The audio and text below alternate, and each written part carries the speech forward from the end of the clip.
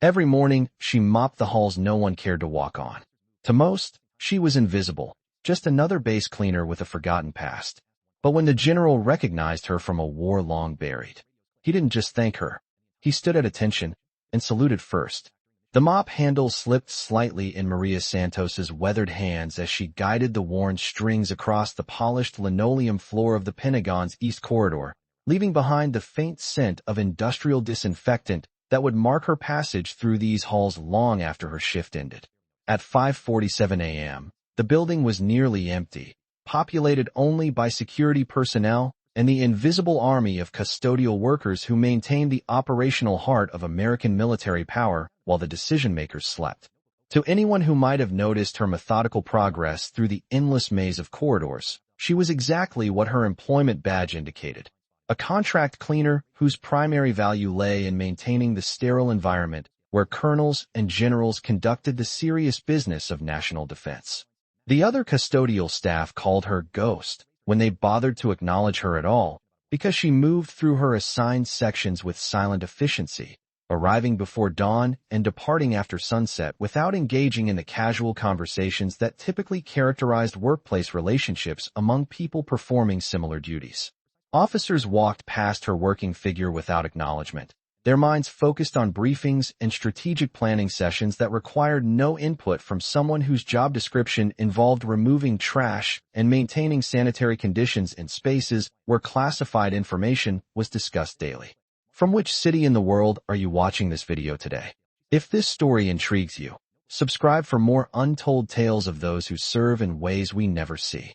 Maria Santos pushed her cleaning cart through the labyrinthine corridors of the Pentagon's third floor with the mechanical precision of someone who had repeated the same routine for over 3 years without variation or recognition.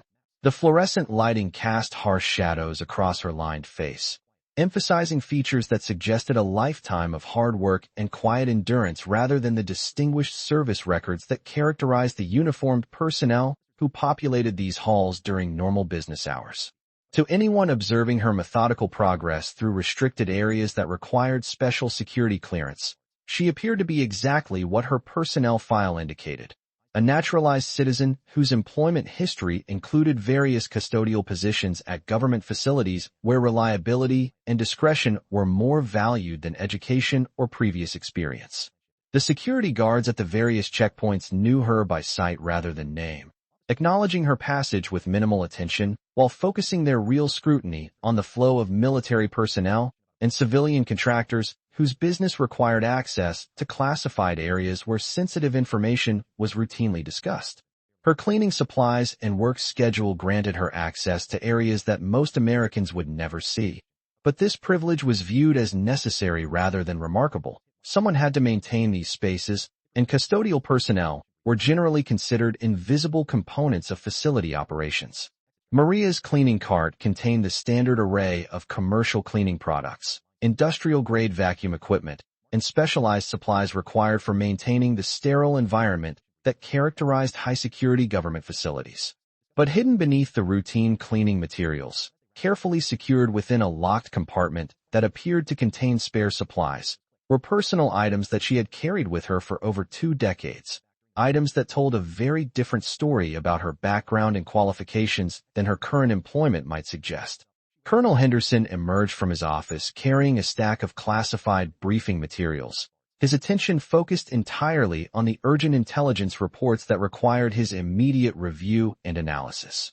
His gaze passed over Maria's working figure without pause or recognition, his mind occupied with strategic assessments and operational planning that demanded complete concentration. To him, as to most personnel in the building, custodial staff represented necessary but unremarkable support functions that enabled more important work to proceed without distraction.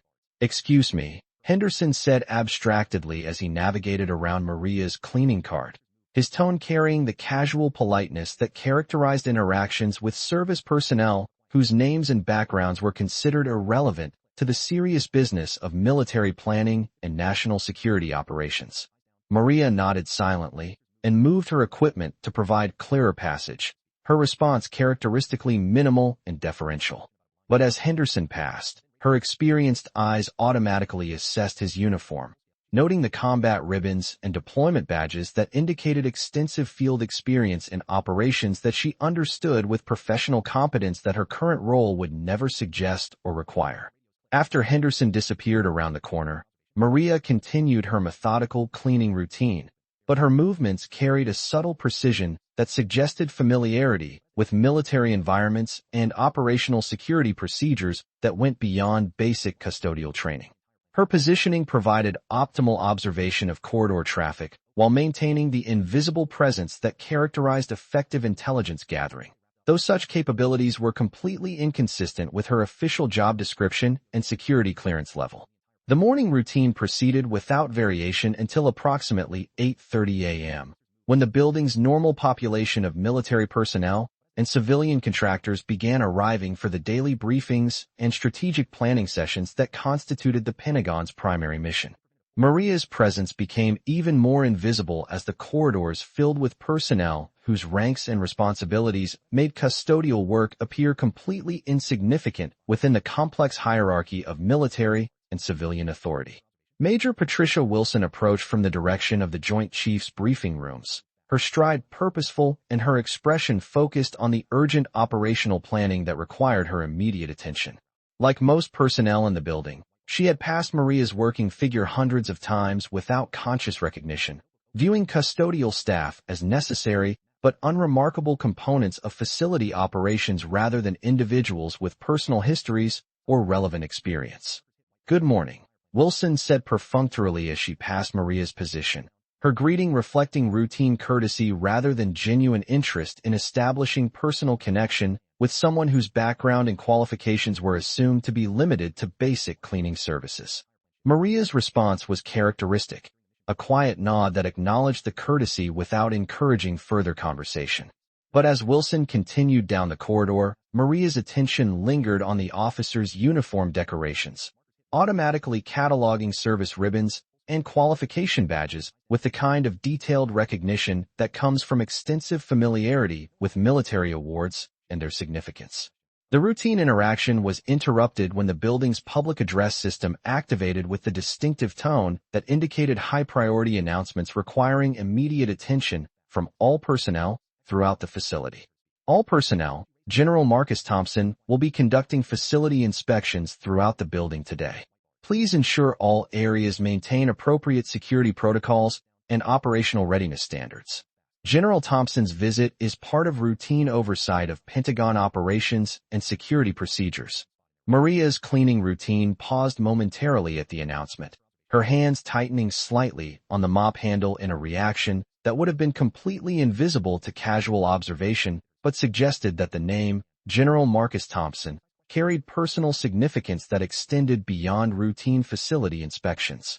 She resumed her cleaning activities with the same methodical efficiency, but something subtle had changed in her demeanor, a heightened awareness that characterized personnel who understood that routine situations might suddenly become significantly more complex and personally meaningful. General Thompson's inspection tour began approximately 2 hours later, accompanied by an entourage of senior staff officers and security personnel whose presence transformed the normally busy corridors into areas of heightened attention and protocol awareness. His reputation as a demanding but fair leader who paid attention to details that other senior officers might overlook had made his inspections legendary throughout the Pentagon's operational hierarchy. The inspection party moved through various sections of the building with systematic thoroughness, examining security procedures, operational readiness, and facility maintenance standards with the kind of comprehensive attention that characterized Thompson's leadership style throughout his distinguished military career.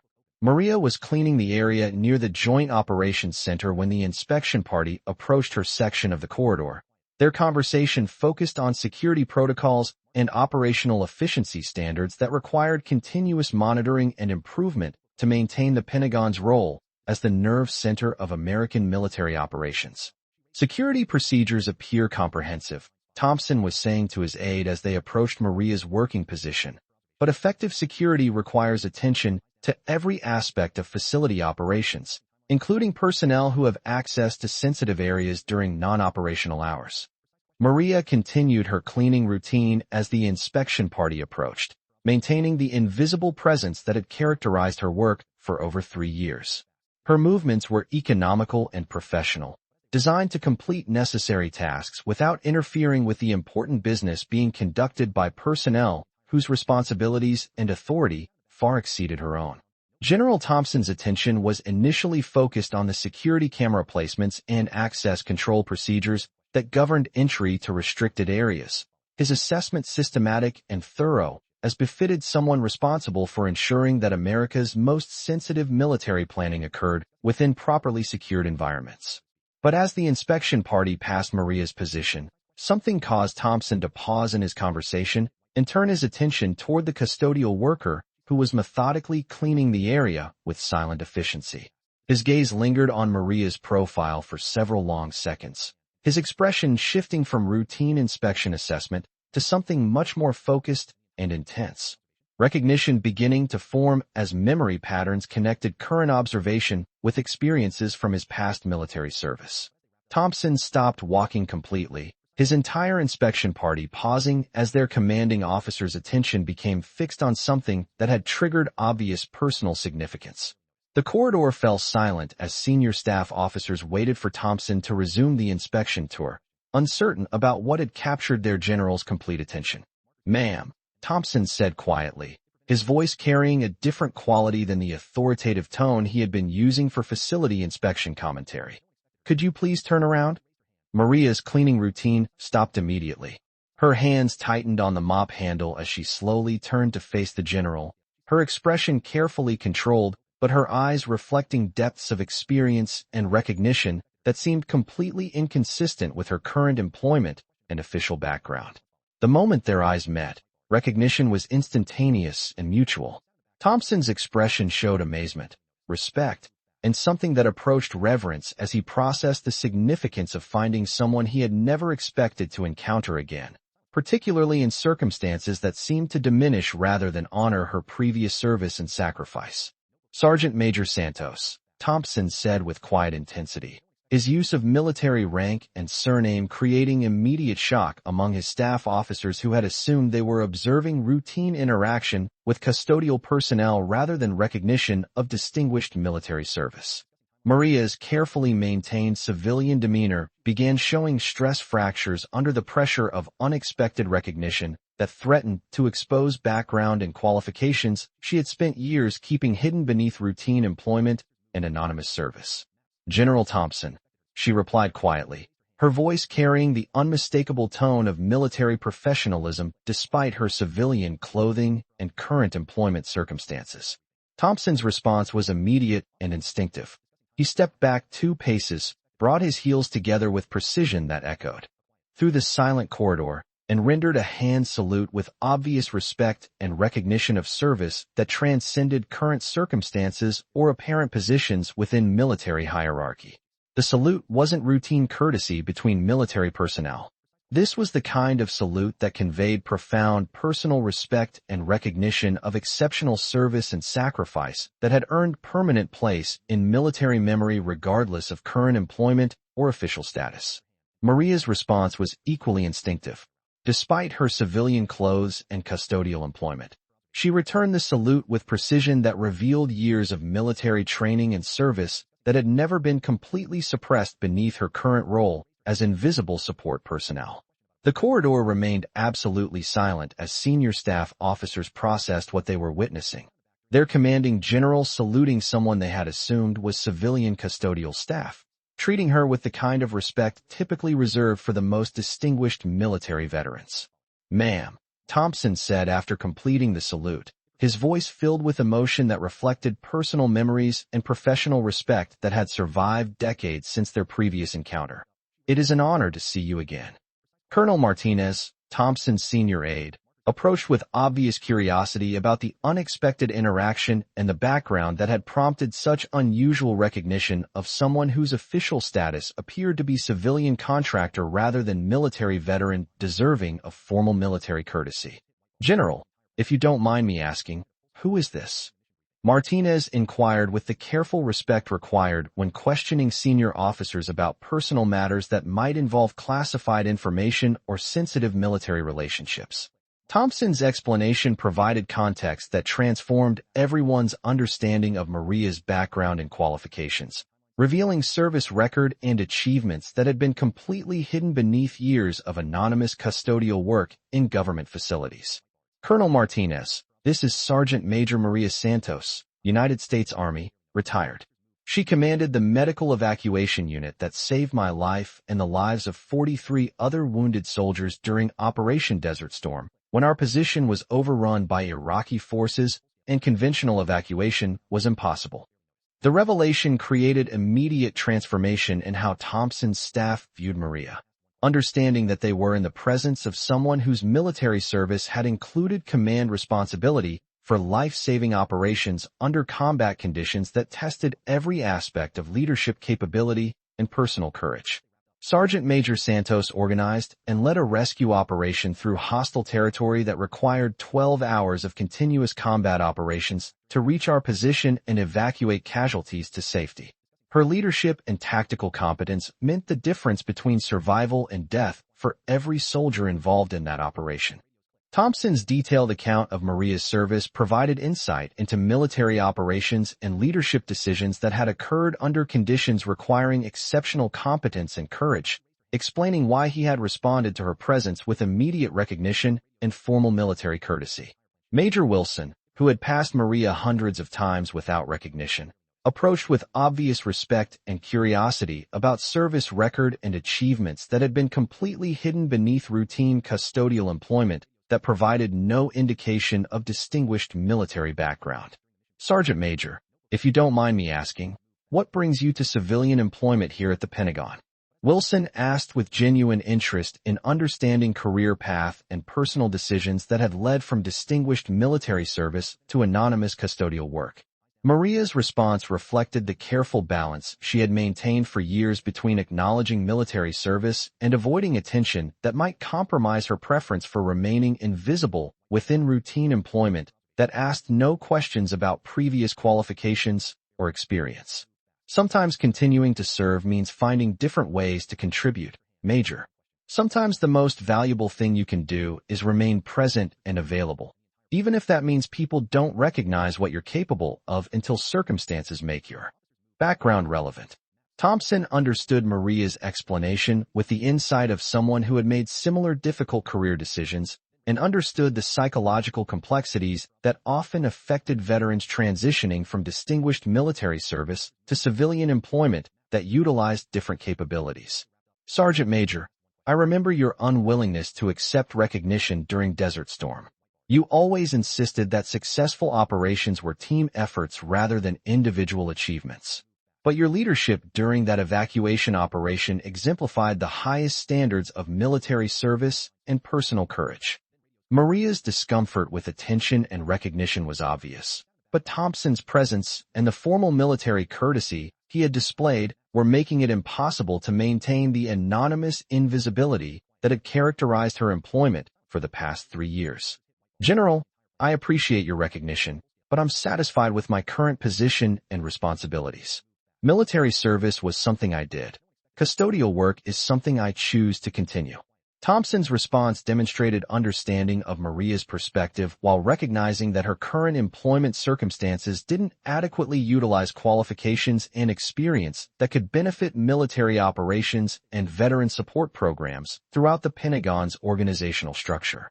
Sergeant Major, would you consider accepting position as Veteran Liaison Coordinator?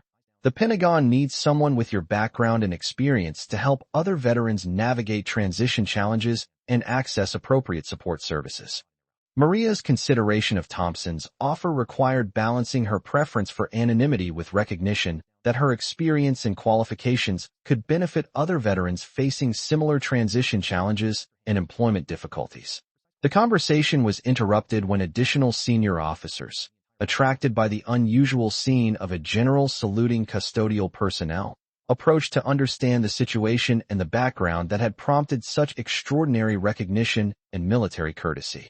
Brigadier General Patricia Hayes, Deputy Director of Pentagon Operations, approached with obvious curiosity about the interaction she had observed and the service record that had earned such immediate recognition and respect from Thompson. General Thompson, Could you provide context for what we're witnessing here? Hayes asked with the careful respect required when questioning peer officers about personal matters involving military service and recognition. Thompson's explanation to General Hayes provided comprehensive context that revealed the full scope of Maria's military service and the specific operations that had earned her permanent place in military memory despite her current employment circumstances. General Hayes, Sergeant Major Santos commanded one of the most successful combat medical evacuation operations in recent military history. Her tactical leadership and personal courage saved the lives of dozens of soldiers who would have died without her willingness to lead rescue operations through hostile territory under impossible conditions. Hayes's understanding of Maria's background created immediate respect and recognition that someone with such distinguished service record had been working anonymously within Pentagon facilities for years without appropriate acknowledgement or utilization of her qualifications and experience. Sergeant Major, the Pentagon's veteran support programs could benefit enormously from your experience and leadership. Would you consider accepting appointment as Senior Advisor for Veteran Transition and Support Services? Maria found herself positioned at the center of increasing attention from senior military leadership, whose recognition of her background was making continued anonymity impossible while creating opportunities for renewed service that could benefit other veterans facing similar transition challenges. I appreciate the recognition and offers, but I need time to consider how I can best continue serving while maintaining the personal balance I've established through my current employment. Maria replied with characteristic thoughtfulness about decisions involving military service and personal circumstances. Thompson understood Maria's need for time and reflection, but his recognition of her qualifications and current Pentagon assignments created opportunities for addressing veteran support needs that had been inadequately met through traditional programs and services. Sergeant Major, whatever you decide about formal positions, please know that your service and sacrifice have never been forgotten. Your leadership during Operation Desert Storm continues to influence how military medical evacuation operations are planned and executed throughout the armed forces. Thompson's tribute to Maria's service provided public recognition that had been delayed for decades, but reflected the lasting impact of military leadership and courage that transcended current employment circumstances or official recognition programs. 3 hours later, Maria was still processing the unexpected encounter and recognition that had transformed her anonymous employment into opportunities for renewed military service and veteran advocacy that could utilize her experience and qualifications in ways that benefited other veterans. The custodial cart remained in the corridor where she had abandoned it when Thompson's inspection party had approached, its routine cleaning supplies seeming inadequate symbols of service compared to the military recognition and leadership opportunities that had been offered based on her distinguished service record. Colonel Martinez approached Maria's position with obvious respect and interest in understanding her perspective on veteran transition challenges and the support services that could address difficulties faced by military personnel adapting to civilian employment and post-service life. Sergeant Major, if you don't mind me asking, what challenges did you face transitioning from military leadership to civilian employment? Your insights could help us develop better support programs for other veterans facing similar situations. Maria's response provided insight into transition difficulties that affected many veterans whose military qualifications and experience didn't translate easily into civilian employment opportunities that provided appropriate recognition and utilization of their capabilities. The hardest part isn't finding employment, Colonel. It's finding work that feels meaningful after military service that involved life and death responsibilities and leadership over personnel whose survival depended on your decisions and competence. Martinez understood that Maria's perspective reflected broader challenges affecting veteran transition and employment that required comprehensive support programs addressing psychological and professional needs rather than just basic job placement services. What kind of support would have made your transition easier, Sergeant Major? Maria's answer reflected years of experience navigating civilian employment while managing the psychological complexities that characterized many veterans whose military service had included high-stress leadership and combat operations that continued to influence their approach to post-service life. understanding that military service creates capabilities and perspectives that don't disappear when you take off the uniform. Recognition that veterans often prefer to serve quietly rather than constantly explaining their background and qualifications to people who might not understand or value military experience. 2 weeks later, Maria Santos accepted appointment as Senior Advisor for Veteran Transition Services, a newly created position that utilized her experience and qualifications while respecting her preference for working with veterans facing similar transition challenges rather than seeking public recognition for her own distinguished service record.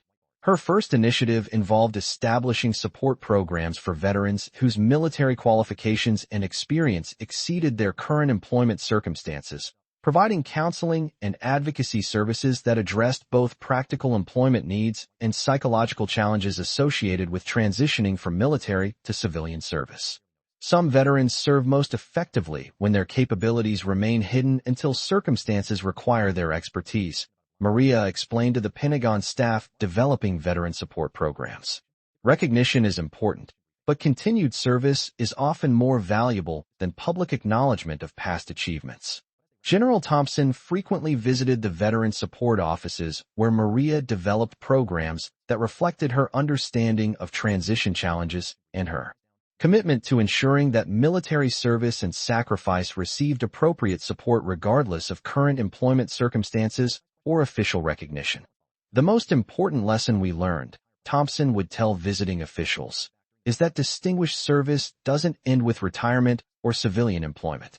Some of our most valuable veterans continue serving in ways that remain invisible until circumstances reveal their true qualifications and commitment to continued service. The mop and cleaning cart that had symbolized Maria's anonymous service were eventually replaced by office equipment and program materials that reflected her renewed role in supporting veterans whose transition challenges required understanding and advocacy from someone who had successfully navigated similar difficulties while maintaining commitment to continued service. Maria Santos had proven that military service and leadership capability transcend employment circumstances and official recognition, demonstrating that some veterans serve most effectively when their true qualifications remain hidden until the moment arrives when their experience and commitment are desperately needed by others facing similar challenges.